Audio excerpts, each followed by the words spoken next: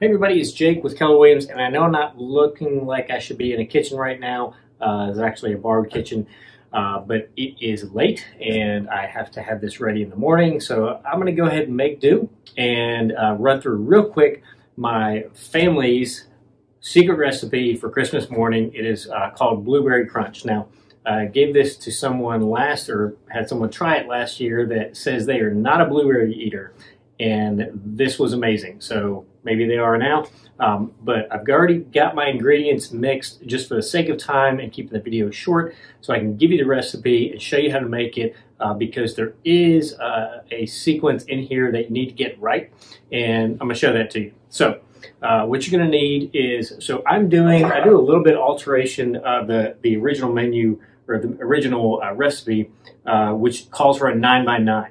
I like to use the 9x13 because I like to eat more. You're going to use about a cup of sugar. So my wet ingredients here, I've got about a cup of sugar, 3/4 of a stick of butter. So half a stick is a 1/4 cup, full stick is a half cup, so 1/3 of a cup of butter, but 3/4 of a stick, 2 eggs, and 3/4 a cup milk.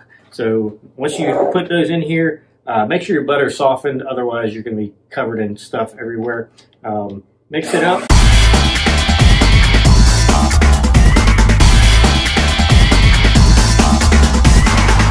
Okay, so once you've got that mixed really well, you're going to get, so I've got about 3 cups of flour. If you're using a 9x9, use about 2 cups of flour.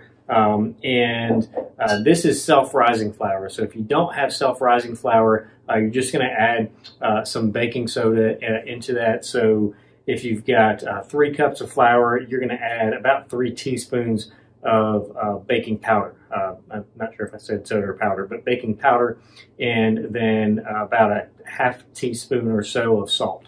So important part of this is, and this is kind of the annoying part, is you're just going to sift it in, because you really want to make sure that flour is going in not clumpy.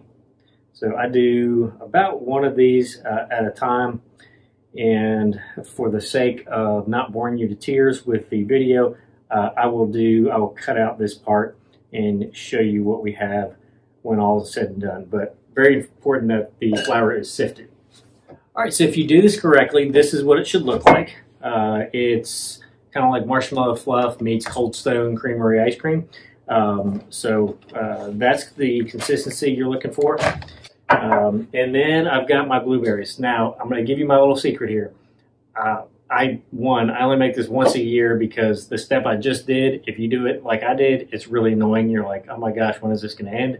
But the blueberries I pick usually around 4th of July, and I put them in the freezer, and they come out for this. So these are as fresh can be, 6 months in the freezer, and also because blueberries are stupid expensive.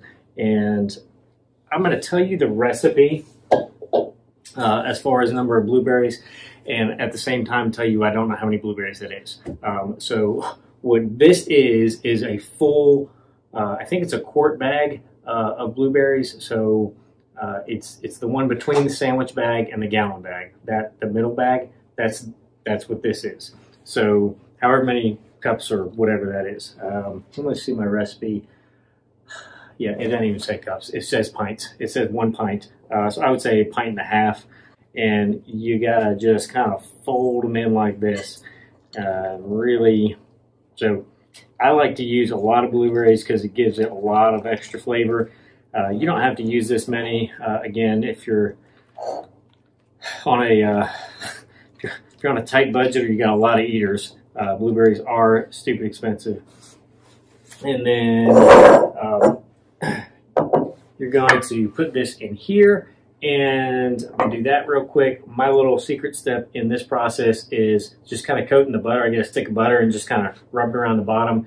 Gives it just that little extra greasing, and butter never hurt anything. So, all right, so once it's in, it should look something like this, very solid. The great thing about this is, I'm just going to call it health food, because blueberries are a superfood. So I think it qualifies. All right, your topping. This is 3/4 of a stick of butter. And again, this is for the 9x13. If you're doing a 9x9 or an 8x8 or something like that, just pare that down by about a third. So you'd use like a half stick of butter. So 3/4 of a stick of butter, about teaspoon, 3/4 of a teaspoon of cinnamon. Somehow we got this cinnamon called Saigon cinnamon. If you use Saigon cinnamon, pare it down a little bit, because I don't know where it comes. I don't know what Saigon's deal is with cinnamon, but it's a little more potent. So I err on the shallow side, where I would normally go a little extra on the ground cinnamon. This is about a half a cup of flour and what is it? About the same on the sugar. So flour and sugar are pretty close. You can use a little more sugar if you like a little extra crunch, but if you want to do them the same, it'll work out fine as well. So that's all that's in here. If you want to get crazy with it, you can always add some brown sugar. Brown sugar and butter never ruined anything at Christmas or Thanksgiving. So, and you're really just mixing it up like this. So I'm gonna be completely honest, I talked myself into the brown sugar. So I just went in the pantry and added some brown sugar. But it should be kind of like Play-Doh when you're all done with it. And then just kind of go around and just break it up on top. Don't worry, it's got butter in it, so it'll melt in all the places it needs to get to. You're gonna just sprinkle it around. You're gonna bake this for anywhere, I mean, depends on your oven, anywhere between 45 minutes and an hour on 350, 375, 375. And again, just that's about all there is to it. Just like everything else you bake, baked goods, just keep an eye on the middle. And if you're at all hesitant about, when it's done, or making sure it's done, one of the things I do, it's energy saving as well, is I usually put things in the oven when it's preheating. That way it's a little extra insulation on making sure everything is cooked through. Last little bit, and I think I said a thing about the butter at the beginning, but make sure your blueberries are thawed. Don't do frozen blueberries, or if you have frozen blueberries, just make sure they're thawed when you're doing this, because you want to make sure that they are not cooling the inside, which is going to delay cooking. So you're going to end up with kind of a mushy center and a really well done outside. So this is going to change your life, and you're welcome. It is very, very simple, but it is important the way we did the mixing and the folding and everything, that you do it like that in that order. Otherwise, it's just not going to really turn out right. So hope you enjoy it. Have a Merry Christmas.